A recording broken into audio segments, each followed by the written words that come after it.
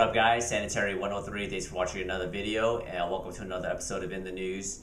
And in today's article, it's not a really happy one, but it was a couple days ago on SF Gate I found the Britain's heaviest man in Britain. He basically died.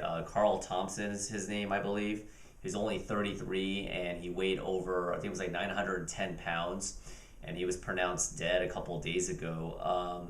His problem escalated when his mom had passed away in 2012, so a lot of that emotional burden, a lot of that emotional eating was attributed to the death of his mom, which could be pretty devastating. On average, he consumed more than 10,000 calories a day, which is 4 times as many as the average man as his weight allowed. And he spent roughly over $300 on food, delivery food, pizza, Chinese and Indian takeout, chocolate and other treats. A typical breakfast would include 5 eggs, 4 sausages, and a platter of mushrooms fried in butter. And although he tried to cut back, he said, to ordering delivery only a few times, it was too late.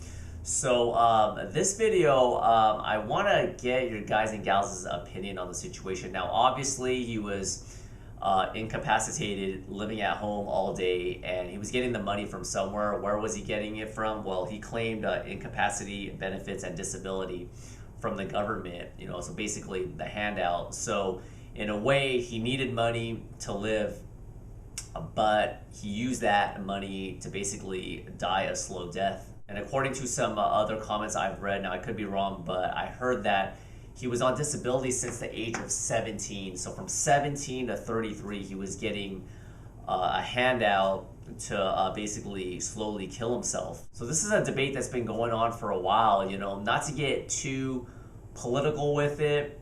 Hopefully you guys don't hate me, but I'm a little bit more to the right. I'm a little bit more right-wing, I guess you could say.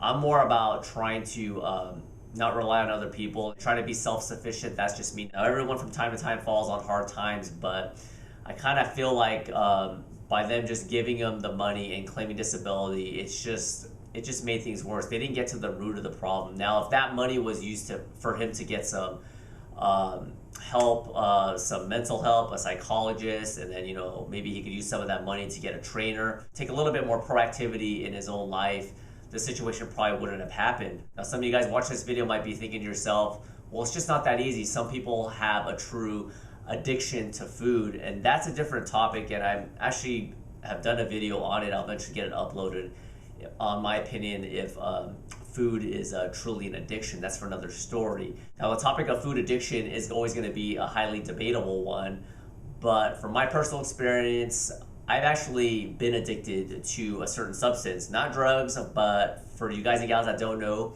I used to smoke cigarettes in college quite a bit. I wasn't a heavy smoker, but for a 6-month span, it kind of accelerated, but I smoked about 7 years, okay? 7 full years of smoking, and nicotine is highly addictive. Now, just because I was able to quit cold turkey, I'm not trying to be on my high horse and say, oh, I did it, so why can't he have just not eaten as much? Everyone has different backgrounds, different experiences, different motivating factors to try to quit. But if you're a smoker or a former smoker, you know the intensity of an addiction. It's just constantly, you have that withdrawal. And I do believe that a lot of people that overeat, they tend to have this type of addiction. So in that regards, if you believe that food is truly an addiction, I would venture to guess that you would be a little bit more compassionate towards him. I am compassionate towards him. I don't want anyone dying. The poor guy was only 33 years old. I'm not saying, oh, he deserved it. But there comes a point where the system needs to be evaluated. This happens in the UK. I've heard a lot of people complain in the UK about this. They're a little bit more blunt about it